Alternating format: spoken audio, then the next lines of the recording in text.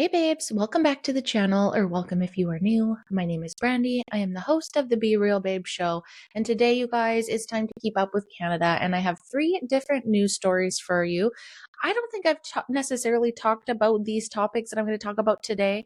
They're a little bit, I guess so. So one topic is going to be about drug delivery going through Canada Post and how it's pretty much like the Amazon of drug dealing here in Canada. The second story is going to be about a Calgary restaurant that got in trouble for misusing the temporary foreign worker program. And then the last story is about the Ottawa Senators and the Barbara Streisand effect that they have caused with a recent post that actually brought me to the attention of it. And now I want to talk about it because I'm sorry, this is your own fault. You maybe shouldn't have said anything. Just kidding. But if you're interested in listening to those stories, stick around and we'll jump right in.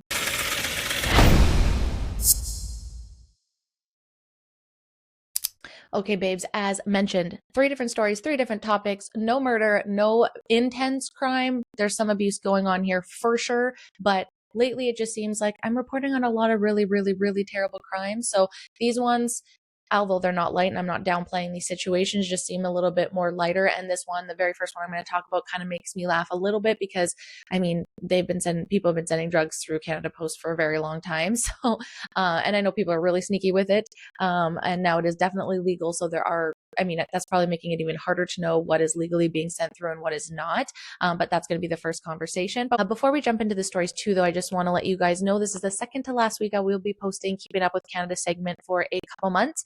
In the break, I'm going to be posting the season 10 of the Be Real Babe podcast, where this show originated from. All the different interviews and the fun that I had in season 10 will be coming here on Tuesdays and Thursdays. I will be posting new episodes that were on Tuesdays and Thursdays. I will be posting episodes from the podcast for the next 2 months while I take a break, reset. I'm going to redo my studio, learn a little bit more, revamp the whole setup, everything. For those that don't know, I have been podcasting for 5 years now. I'm on season 11 on the podcast, and I have been doing 3 shows every single week for the last year. So I'm taking a very long break. Usually I take a month, but unfortunately that's not much time if you want to get yourself ahead on content creating and all that kind of stuff. So generally I end a season, I have like a week or 2, and then I jump right back in. So this time I'm going to take 2 months off. So this episode Monday and next Monday is going to be the last one for a couple months, but there is almost a whole year's worth of topics that I've talked about for Canada, as well as internet insanities on Wednesday, random topics that I find on the internet that are insane. So there's tons of content there. I have season 9 uploaded to YouTube. Season 7 is also on this YouTube channel. And then, like I said, season 10 is going to be coming up. And then I'll be back in April with new segments, new setup, new everything. So very excited for that. Hope you guys can understand. Hopefully it's not counterintuitive to be taking a break right now, but as most people know, you usually get sick if you run yourself down and you get burnt out. And I am there doing this as a one lady show. So anyways, I'm gonna shut the fuck up about that, but I just wanted to be honest and clear about that. Thank you if you're here. Thank you if you're new. Thank you if you stick around. But yeah, let's jump into this first story. So the topic, and it was actually came through on Facebook that made me kind of giggle. It was the title. It's like on Amazon, illegal drugs advertised online delivered by Canada Post. So this article is from January 6th. CBC show how fast and easy it is to purchase cocaine with the click of a mouse. It's like Amazon for hard drugs, cocaine, heroin, and ecstasy, paid for with credit cards and e-transfers delivered by Canada Post. For weeks, CBC Ottawa and Radio Canada exchanged messages with a nearly dozen people who have been buying these drugs online. Eventually, one came forward offering to talk about their experience. The first time, I was like, okay, it's not true. It's a scam, John said. CBC has agreed to withhold his real name because he fears the impact of his drug use on his family and his job. I mean, yeah, it's fun. One thing to have fun once in a while, but if you've got a problem with it, I mean, definitely some evaluation there. You do you, though. You go on the website and it's very easy. We started seeing ads offering pure cocaine pop up on Facebook and Instagram with images of white powder. Pretty soon our social media feeds were flooded with them. Isn't this so insane too? Like you look at one thing, and I don't know if this has ever happened to you guys on Facebook. I'm sure it has, but like there's just this like random ad and you're like, what the fuck? Is this an actual ad? And you're like, oh shit, I don't want anything to do with this. And then you keep being fed with it.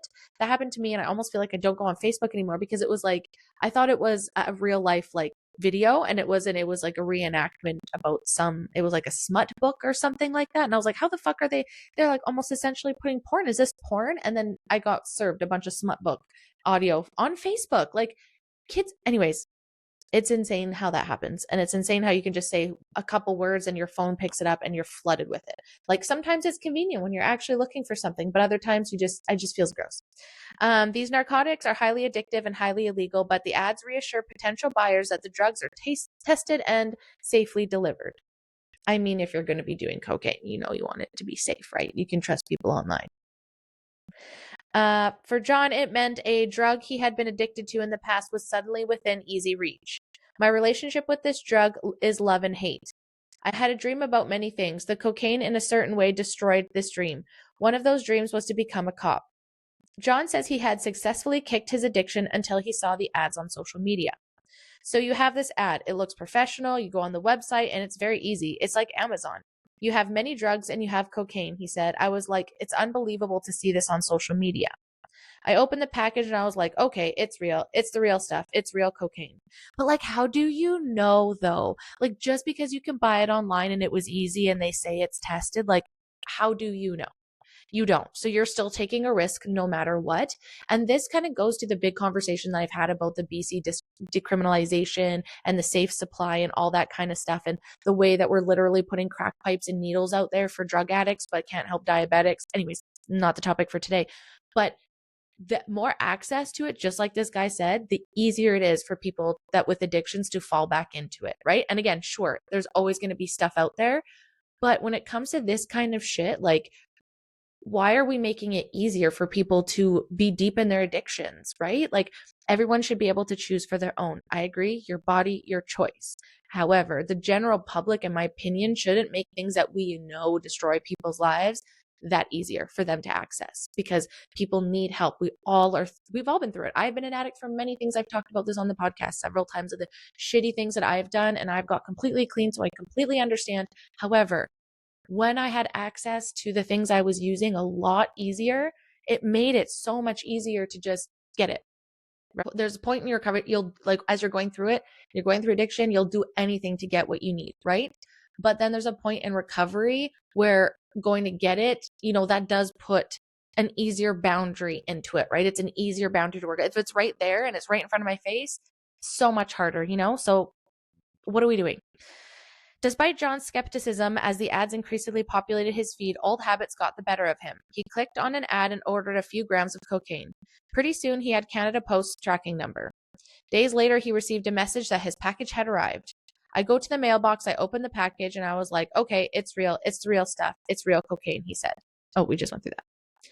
John tried the drug right away and said it felt pure.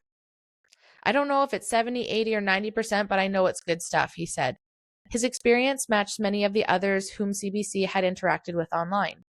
The Canadian Centre for Substance Abuse and Addiction warns that cocaine use is very dangerous and can lead to stroke, coma, and in some cases, death. The added danger is that the drug can be tainted with even deadlier substances, fentanyl. And this is my point. Like, unless you're testing it at home, I'm not sure how you know it's safe. Furthermore to this, like, I'm sure there's some way that you could sue these people, but how do you know who they are? You know what I mean? Like, I'm not trying to say that buying it off of a real life drug dealer is so much better, but if you're buying something online, are you going to go to the cop? Like, I'm not saying just make sure you buy cocaine from real people. Don't buy cocaine. It's not good for you. But I also am like, everyone has their own drug. I smoke weed. So but it's, anyway, whatever. I'm just saying it's almost impossible unless you're testing it yourself to know that it's pure. John decided to have his next purchase tested. Hey, there you go. A team from Radio Canada accompanied him to pick up the delivery from Canada Post Community Box, and both Radio Canada and CBC Ottawa were present when the contents were tested at a specialized harm reduction clinic in Quebec. Maud Chouanière, a social worker who conducts testing at the clinic, said an increasingly number of people have been bringing in drugs bought online after seeing ads and platforms on such as Facebook and Instagram. We've known about it for a while, so we thought it was pretty much common knowledge, Chouanière had said. We were surprised at first, but now it's becoming normal. I mean, I wouldn't say half of what we test is purchased online, but I'd say it's a good portion of the drugs that we test. The test looks for potentially deadly additives. John's sample test positive for cocaine, but no fentanyl was detected. CBC spoke to a number of buyers who had left reviews on sites where they purchased drugs. Some said that they were less worried about finding deadly additives in the drugs purchased from online sellers. Others said that they turned to the site because they felt it reduced the chances of getting caught making a drug deal in public. I guess, yeah, but if Canada Post gets word of this more and more and this gets out more, I'm sure there's going to be more things put in place to crack down on this. You know what I'm saying? So again, I'm not saying don't do it. And I'm glad that people are getting things tested, and I'm glad that John's stuff was clean. But again, how do you know unless you get it tested? So that's just what I worry about, because bad people do get involved in these things. Bad people like to cause chaos. They like to add things that make you more addictive. My guess is when people are putting fentanyl on things, it's not necessarily to kill people, it's to get people addicted to fentanyl, or on a higher drug, and I'm sure people, again, that they don't know that's in there, take too much and then it kills them. That is a guess. I have no idea. I've never done cocaine in my life. I'm fucking terrified of it. Okay. That's just my personal opinion. I'm terrified of it. It just scares me. I'm super hyper. I do not need, so I smoke weed. I do not need an upper. I am good. Let's continue. CBC Ottawa scrolled through hundreds of ads leading to more than a dozen different websites, all selling illegal drugs. The websites operate openly and their digital infrastructure is anything but. CBC Visual Investigation Unit took an in-depth look at the websites in an attempt to track down their digital footprint and determine their possible locations. They use all the tools, said Ivan Angelovsky, a forensic analyst with the VIU. You can see that they're basically created a wall that an open source researchers and journalists cannot open. So this is what I'm saying. Like, I feel like for the most part, they can get themselves locked in. Now, I'm sure higher levels that can break into things more and have these more knowledges, maybe have more knowledge on this, may be able to obviously break in and do something. But your everyday people are probably going to struggle because, I don't know, some drug dealers are real smart, The websites are sophisticated and hard to track. And I mean, maybe they're not. Like, hold on, let me rephrase that. There's probably really smart drug dealers, and then there's probably ones with really good money that pay smart people to do this shit. The websites are sophisticated and hard to track. Their web addresses often change from one day to the next. Their digital information is shielded by high-level privacy tools and coding. It's just remarkable how they rely on this privacy industry. Some of these privacy tools were created to help regular people, not to be tracked by these big internet businesses, but they're using the same systems to basically do criminal work. The digital architecture may be complex, but the websites operate in plain view of anyone online. The drug ads appear on social media, Facebook, Instagram, and are owned by parent company Meta, which makes more than 90% of its profits from advertising. They don't give a fuck, you guys. And this is what I'm saying. Like, kids should not be on these platforms, honestly. And I'm just saying this now, and maybe I'm completely wrong because I don't think it's ever going to go away. But I do believe there's going to be a shift away from a lot of social media platforms because of, it's not just the advertisement, it's the people now that always just use it for business, right? Like, it's going to get, I think some people are just overwhelmed and overstimulated, and this is how these platforms make their money. So they're always going to push it at any level they can. Notice how when Netflix first started, or Prime, or any of those streaming services, there was no commercials and you just paid for the streaming service and that was that. Now you have to pay more to have ad free, right? So it's so crazy. It's like ads will find a way to get in there. Marketing will always find a way to get on there. So myself personally, building my own website, that's just a website where we're going to be able to share information and talk and do all that, where there's not going to be a fuck ton of ads. If you want to pay for the services, there's going to be a tab that you can go and hire services, but every single page won't be jumping out at you telling you to buy something. And I think that's where a lot of the future is going to be held, is in personal websites again, where you could go and have forums like social media that aren't going to bombard you with ads from these bigger platforms because they're just fucking greedy with it. Meta refused an interview with CBC. Instead, a spokesman responded with an email. Content that attempts to buy, sell, or trade illicit drugs is not allowed on our platforms. We have removed the flag ads and pages, disabled the ad accounts, and restricted the account admins from running ads in the future, the spokesman person wrote. Meta says it uses AI and special consultants to flag and stop the ads. Legit Script is one of the companies that specializes in flagging ads that sell illegal content online, and which is so funny that this stuff goes through, because I have been, for those that don't know, my main job is that I work for corporate cannabis, and I have been in the legal cannabis industry since legalization in 2018. 2018. And I was just talking about it on Facebook. I was like, hey, I'm working in the cannabis industry. It's legal. I'm a bud tender, and I would try to share information. And that was where I really first started getting shadow banned about everything on YouTube, on Facebook, on Instagram. I had so many infringements, and I was talking about illicit drug. I got in so much trouble. Like, it was in 2018. So obviously things have changed a lot, but it just blows my mind that these websites exist and that there's like fucking vending machines with crack pipes, but I talk about weed, which also has medicinal purposes to it. and I'm the bad guy. I'll probably get in trouble on this episode for this. Anyways, the scale is absolutely massive in terms of how many advertisements are being placed on these platforms on any given day. I think it's a constant fight because I think it's a game of whack-a-mole. It's a game that can't be fully won, said Legit Script CEO Scott Roth. The Canada Post Corporation Act gives Canada Post the authority to inspect mail other than letters it expects of containing illegal items, including drugs. Canada Post refuses to request for an in-person interview and instead sent an email statement. When our postal inspectors confirm that an item contains an illegal drug, they remove the item from the mail stream and turn it over to the police. In 2024, Canada Post removed 5,662 illegal items from a total of 240 million parcels. CBC also spoke to 6 police officers from different departments with experience in drug investigations. None had heard about these sites operating on the web. They said any investigation would fall within the jurisdiction of the RCMP. What? None had heard about these sites operating on the open web. My brother and Christ, these have been going on for almost a decade. This is far before like weed legalization and decriminalization here in BC. What are you talking about? I know it's been on the dark web for far longer, but it's been in the open web for at least 10 years. This is crazy or a lie. CBC reached out to the RCMP over several weeks. Canada's National Police Force refused our repeated requests for an interview, but spokesperson replied in an email. Through coordinated investigations, advanced cyber tools, and strong partnerships, we are actively targeting individuals and networks profiting from the sale of illicit substances online. During the course of our investigation, the same sites selling illegal drugs on the open internet continued to pop up under different web addresses.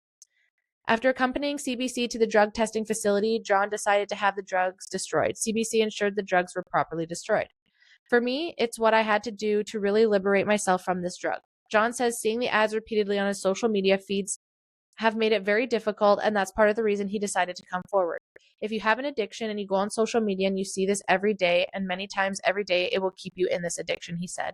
And that's such a good point. So good for you, John, for coming out, speaking out about it, sharing this experience, and then realizing that if you continue and do this pathway and you use this reasoning to do this drug for your addiction, that's just one step forward towards it again. You know what I mean?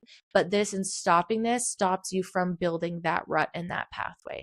That's how I've envisioned it in my head and how I had to envision it to stop doing drugs or any sort of addictions. I have a very addictive personality. This is why I haven't done some of these substances, because I'm aware.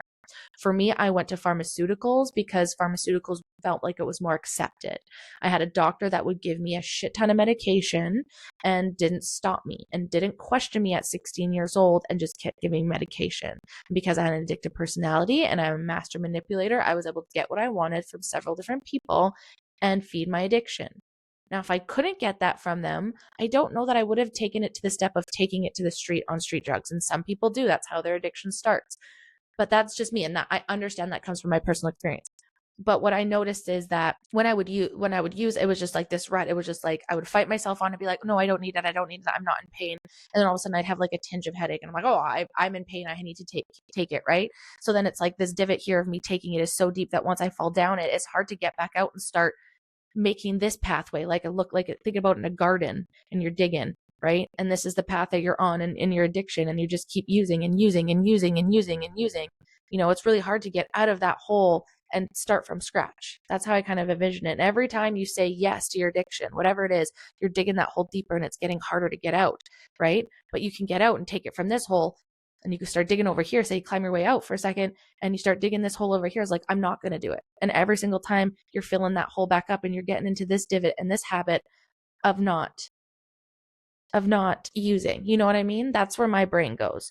So when those tools are there to help you dig deeper into the hole, and instead of trying to climb yourself out and get into the better path that you're wanting to be on, right? Like this is the path in the hole you're going to destruction, and this is the one you're going to not.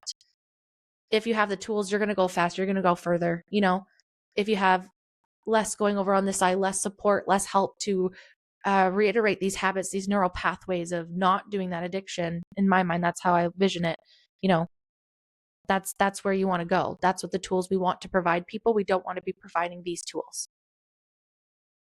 But we've been buying drugs online for a long time, you guys. Not me, but I'm just saying, like, we as a society have been buying drugs for a long time. So You're a little behind on this one. I'm sorry. Oh, this is going to be a long one, guys. I didn't expect it. Okay, let's go to the next one now. This is a topic I'm going to talk about next season for sure. I might even bring this as a podcast because there are a lot of people here in Canada, unfortunately, taking abuse of temporary foreign workers, and it is causing a lot of chaos and a lot of divide and a lot of shit. So let's talk about this next article. It was also published on January 6th. Calgary restaurant owners jailed for financial abuse of temporary foreign workers. Menakanda Kashanathan, Chandra Mohan Marjak, and Mary Roche sentenced to 90 days in jail plus probation. I'm sorry, I'm going to probably butcher every name in this. It's just how I am. I apologize. Three restaurant owners who financially abused their immigrant employees were handed jail terms this week by a Calgary judge. The offenders, Manikandra Kashanathan, Chandra Mohan Marjak, and Mary Roche, were each sentenced to 90-day jail terms to be served on weekends after they were convicted of fraud over $5,000.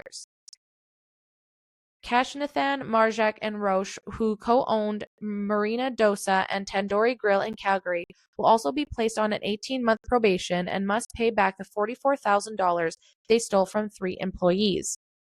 The sentences follow a piecemeal trial that began in the summer of 2024 and wrapped in May 2025 with the conviction decision by Justice Sarah Ma. The victims, all from India, moved to Calgary between 2017 and 2020 as temporary foreign workers on employee-specific permits to work as cooks at the offender's restaurant. Once here, the victims were told they had to pay $24,000 each for a labor market impact assessment for government fees relating to their immigration to Canada, according to Ma's conviction decision. In reality, under the Temporary Foreign Workers Program, employers were required to pay $1,000 processing fee for an employee assessment documentation. Prosecutor Brady O'Farrell presented evidence that all the men were told that if they did not pay the money, they would be sent back to India. One of the victims, Parthiban Ramalingam, paid the full $24,000 while the other paid $12,000 and $8,000 each. Ma heard that on paydays, Kasanathan drove Ramalingam to his bank to deposit his paycheck. Ramalingam told the court that he would hand over $2,000 in cash to the labor market impact assessment and $400 for rent. Kashnathan would then drive Ramalingam to the restaurant to work. It took Ramalingam about a year of working 6 days a week, 12 to 14-hour days to pay off the $24,000. The victims also lived in the homes of the 3 offenders, paying them rent. The accommodation provided by Kashnathan and Marjak were described by the judge as substandard, with one of the employees living in a bedroom with 2 others. Ma found that the victims were also verbally and physically abused by the accused. Venkateshan Durraraj testified that he would worked in many other countries, but Ma noted this was the first place he felt like a slave and he felt abused. The victims ultimately reported the abuse to authorities. None of the accused had testified in their own defense. Their lawyers argued that their clients did not ask for nor receive any money from the complaints for the labor market impact state assessment, and if any money was paid, it was repayment for expenses such as rent, food, airline tickets, travels, and loans. The judge rejected the defense put forward by lawyers Fazan Butt and Sofian Butt. And I think, you guys, this happens far more than anybody has any ideas on. And that's one thing that I do get a little upset with in the comment sections. And I understand where people are coming from, that at the current time, there is no boundaries on immigration. A fuck ton of fraud is being happened from immigration individuals. People get paid for bringing in immigrants into schools. There is a lot of different avenues here that there is a lot of scamming going on, and a lot of people unfortunately are jumping to blame the immigrants themselves, and I think that is a multitude of problems and a multitude of offenders here, and there's good people that are getting caught in the middle as well. So what I mean by that is that I do believe that there are good people in good positions helping immigrants come here and have a good, beautiful life, and that happens, and that's great. There are also within that bad ones that are making money off of them and taking their vulnerability of wanting to leave whatever country they are coming from for a better life and abuse them by lying to them about how much money they are, paying for them to get them set up here, putting them and people in one small tiny house, very much taking advantage of their vulnerability and their want to move here. That is happening. On the other side, there are bad people that are fraudulently coming into the country and doing bad things while they're here, whether they're criminal, whether they're running shitty operations, whether they're doing the same thing and taking some of the people from their country and abusing them. It's obviously not just Canadians here that are taking advantage. There's also people that have come here that are also trying to bring other people here and make money off of them and exploit them, right? It really doesn't have to do with whether you're Canadian or you're an immigrant. It has to do with what kind of person that you are. What you're going to do, whether you're here living as a Canadian or you're immigrating here. I do not believe that it is immigrants coming here and doing that. And I don't believe it's just Canadians doing it. I believe it goes down to your character and how you were raised and how you grew up, because I don't believe that it's one or the other. And I think people struggle with that. Multiple truths can exist at the same time. Therefore, they do not think that it's one or the other. And then they argue and then they get divisive. And then we have the media and the government not helping fuel this divide and not really helping to understand that it can be more than just one thing, right? And so when we come at it at a more of a nuanced look, we can look at it at individual basis. Is there abuse happening? All across the board. Do we need to fix that? Yes. Is pointing at one demographic or one group of people solving that problem? No. And that's where more divide happens. But they don't want us together and harmonious because they make money off our chaos, whether that's through media and clickbait, whether that's through fear and having to sell us something, whether that's just having us locked into our phones, locked into the TVs, locked into the drama, right? Remember times when we didn't have phones, if you're this old, where this worldly shit was really just when you watch TV. And we can't watch TV all day. We couldn't get that all day. The news wasn't on all day. It was 1 or 2 hours or whatever else we're watching. Now with the internet and our phones, mass amount, right? Mass amount of shit going on there. Mass amount of fighting, divide. We cannot escape it, right? We're being sold and marketed to on every level.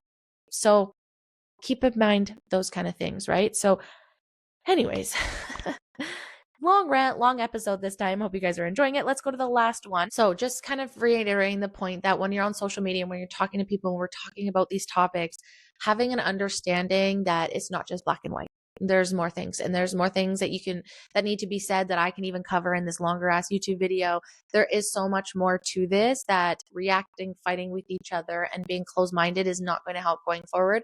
Be open-minded, be understanding that not everybody knows everything, that there's so much information in the world, and that we could just go forward by trying to help educate each other by sharing our lenses and our views and our opinions in a way that's digestible and that we can work through stuff together and have more understanding. That's how we will move forward. But this divisiveness, pointing fingers at certain groups and then just claiming to that is not helpful and really is just NPC behavior, really, because you're really just being surface level. You're not deep diving into any nuance. You're looking at it at a very 2D level when some people out here playing 5D chess, you know what I'm saying? Like, just understand where you're at in that and what are you contributing to. Now let's go to the final one that I said had the Streisand effect. So basically, Barbara Streisand didn't want photographers, they didn't want paparazzi, she didn't want any of those people around her home. She tried to keep it hidden, and because she tried so hard to keep it hidden, it had the opposite effect and everyone knew about it and everyone found at it. This is from my understanding.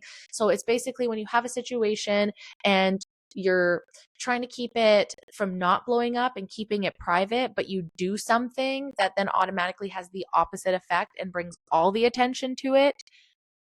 This is what I'm saying. So I think what it was is like Barbara Streisand had said she didn't want anybody, she like publicly said she didn't want anybody to know where she lived. She wished people would stay away from her. And by posting that one tiny thing, changed the trajectory and made all eyes on her, right? So this is one of those things. I'm just cruising through, and you know how Facebook has changed their fucking layout and they're just showing you random shit that you don't know. And then all of a sudden you're getting trapped into other people's stuff and it's not showing you people you know.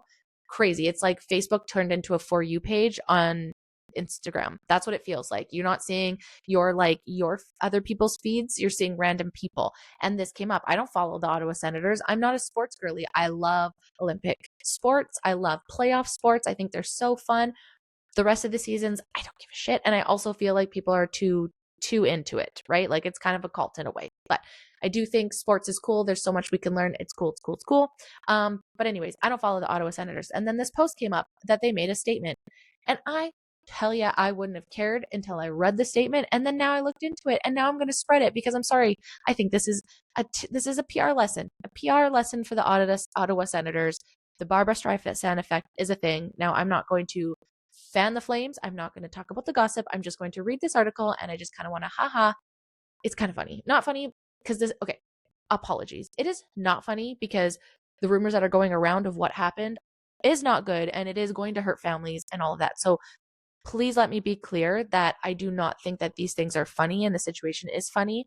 I just think it's interesting and funny when these teams or celebrities or whatever pay thousands of dollars for PR teams, or sorry, for PR teams, and then it just has a complete opposite effect. It's just like, what are you doing? Or what are you doing? There's better ways to address things. That's all. It's kind of like the whole Coldplay concert thing where the two people got busted. You know, it's like it almost that part got worse, but because you guys broke off like that and we're like, oh shit, we got busted.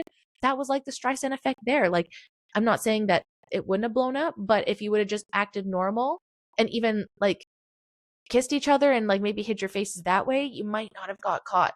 But it was the way you reacted that made the Coldplay guys speak about it. You know what I mean? So what is this? What is this? So Ottawa Senators condemn trolls and sick people after rumors about players spread online. So this is published January 9th.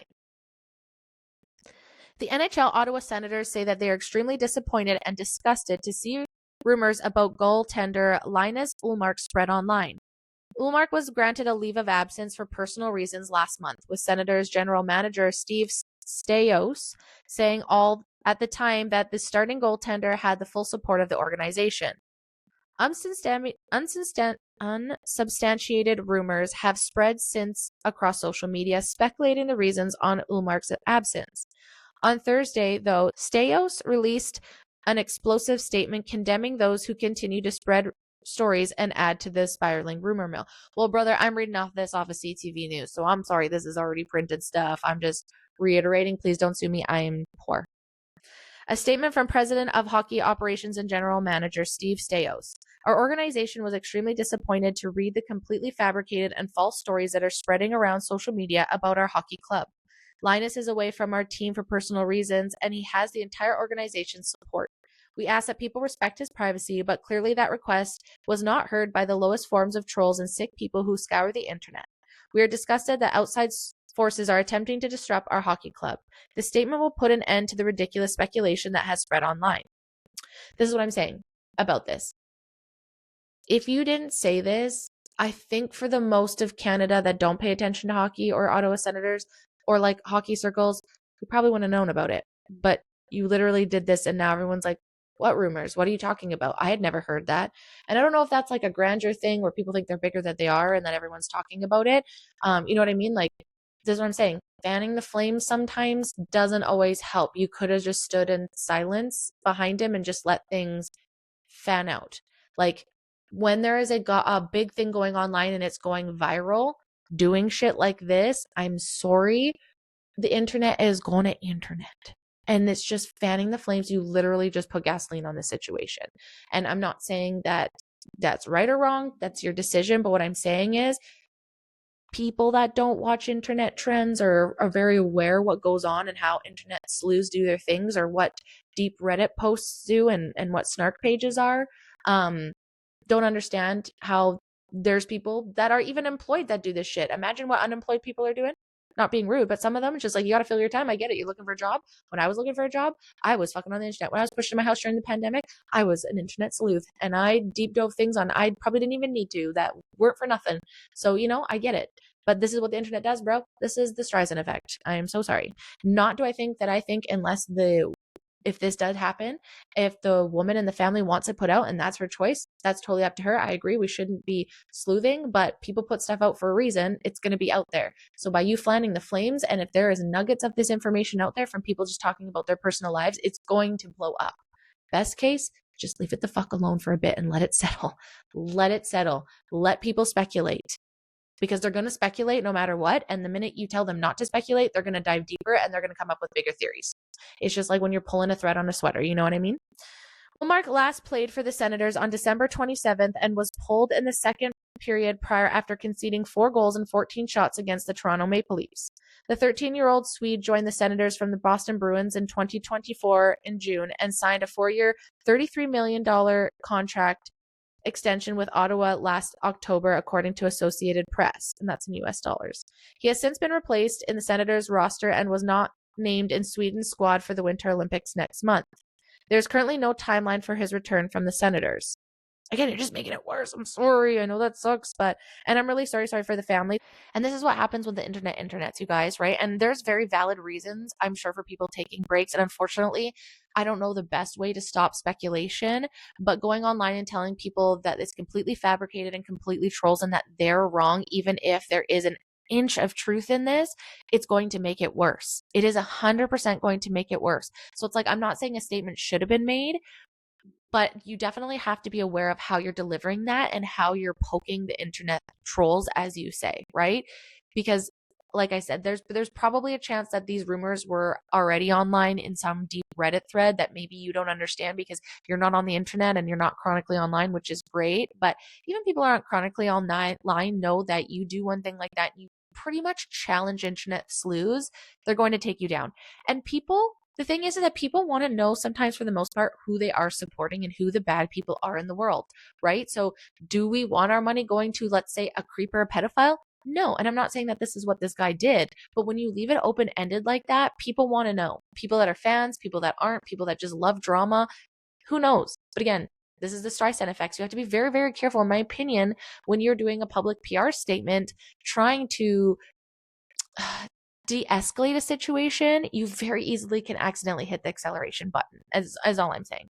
And like, again, I'm not trying to be this way, but you go to the comments already on this post and it already is talking about the gossip and speculation. So again, by doing that, you just brought it all into a summary in Cole's notes in the comment section, because immediately someone had posted on this post in there that the rumors are the insider news. And again, sure, I am spreading it and you can hate me too, but boy, did you put a platform for this to be put in there. Any person can read internet stuff and people sleuth. So Allmark always comes home from road games and outed guys who cheated on their wives to his wife.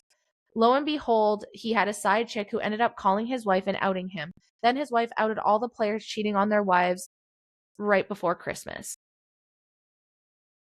I don't know if this is true. Allegedly, rumors. But like I'm saying, here's the thing. If you don't understand how the internet works and how you understand that there are forums across the world, there's Facebook, Instagram, TikTok, Reddit, Snapchat, there is blogs everywhere. It is nearly impossible to stop information from coming out. Okay. So the thing is, unless you know that was absolutely fabricated and you're going to send 10 toes down, that there is no information out there contradicting the claims that you are making, be aware internet sleuths are going to do what they do, especially if they have a vendetta against you, especially if there's somebody on your team that they don't like or they've done something bad. Who knows? Especially if there's like vindictive people, you don't know. You don't know what you're coming up with. You don't know what your team does behind closed doors. You don't know. And I think it's, in a sense, commendable to stand behind your teammates, but I think more research, and this is all alleged, but I'm just saying it. And if it comes out, but unless it's going to a court of law, really, how are you going to prove that? No matter what, there's people that are going to be skeptical and think that that's what happened, especially if there's a lot of people involved. If there was more wives involved, people are going to hear about it because then people are going to break up or things are going to happen. And then the local levels and then the people that affects directly, it's going to ripple out. Someone's going to know someone and, oh yeah, they broke up. This is legit. You know what I mean? Like, we're not back where we were 15, 20 years ago where we can't share information at the click of a button. Yes, a lot of shit can get scrubbed, but that's not from regular people that just don't know how to scrub, right? The Ottawa Senator, president, or whatever the fuck ever, I'm sure he's not deep in Reddit threads. He probably doesn't even know what snark pages are, right? So unfortunately, you got to be very careful because, like I said, this stuff probably already started. This shit just doesn't happen overnight, right? This doesn't just, things happen, things leak. People say stuff, people see stuff, people are part of it. There could have been a girl that was super in love with him, allegedly, and anybody, and then they're scorned and then they do these things, or they feel like shit because they found out that they have a wife, right? So it's like, you just got to be very careful and understand that stuff is probably already out there when you're addressing rumors like this, and to address it very carefully and not to put fuel on it. If this is true, I am so sorry for the family, the friends. If we are commenting, I do believe we need to give them privacy. I'm not speculating anymore. I'm just saying those are the rumors, and that literally took me 30 seconds to find that information. You literally brought that so quick to the surface. I'm not trying to blame anybody for this, but this is what the Streisand effect does. So perhaps next time going forward, if you really want them to have privacy, don't address it. Don't bring it to a point where everyone's going to see it. And now it's on people's algorithm, and even hockey, not even hockey players are now looking at this. All Canadians are now looking at this. It got posted in Canadian news. You know what I'm saying? So again, I'm really, really sorry if this is true for the family and friends. Completely respecting privacy. I will not talk about this further. It's not my business. Maybe it is just a rumor. Unfortunately, know that it doesn't matter if it is or not, unless it goes to like court and there's massive proof and people are going to post this. There's always going to be people that are skeptical of it. That's just human nature. So you got to be very careful. Anyways, guys, at least I didn't talk about murder this episode, and I really didn't talk about like children getting harmed, which I feel is like a huge, huge, huge thing going on lately in themes and keeping up with Canada, which I don't want to do. So hope to give you a little bit of insight on some other things that are happening in this country. Let's kind of review here. There's Canada Post is totally yes, there's 24 million packages and they caught 5,000 that have drugs in it, but I promise you there's far more than that, just guaranteed. So that's kind of interesting when we talk about the war on drugs. Like, is there a war on drugs? Are we actually trying to stop things like cocaine and fentanyl from going through the mail? Just a thought. Things like weed, things like pharmaceuticals, things that are legal, but things that aren't, question. Interesting. And do you have an experience with that? Have you bought cocaine online? If you're interested in telling me, please let me know in the comments. Then we jumped over to we need to be very not black and white when it comes to temporary foreign workers and immigration here in Canada. Multiple truths can exist at the same time. There's a lot of things working out here. And then lastly, talking about the Streisand effect with the Ottawa Senators and PR teams and just being aware. And like I said, I don't think we need to dive deeper into these rumors. If there is some cheating going on, that's between them. I think I care more like that. Yes, that's important. I obviously don't want to support that, but I don't support hockey people. But they're not doing anything that like needs to put them in prison. And I think that's what the public should have a business to if they're doing something like that. And if the families choose to talk about it and the court of public opinion cancels them, doesn't support them, that's one thing. But I don't we need to sleuth while this family is healing. And if there's something criminal involved, obviously I think that should be brought out. And those are the things I think we should talk about. But anyways, guys, thank you so much for listening. If you were here this far, don't forget to like, subscribe, turn on notifications. One more episode coming next week. And then we're going to gear over to the podcast episodes for a couple months. And then I will be back in the spring. New setup, new girly, new all those things. But thanks for listening, guys, and I'll catch you in the next episode. Bye. Thanks for watching. Make sure to like, subscribe, and turn on notifications. Until next time, bye.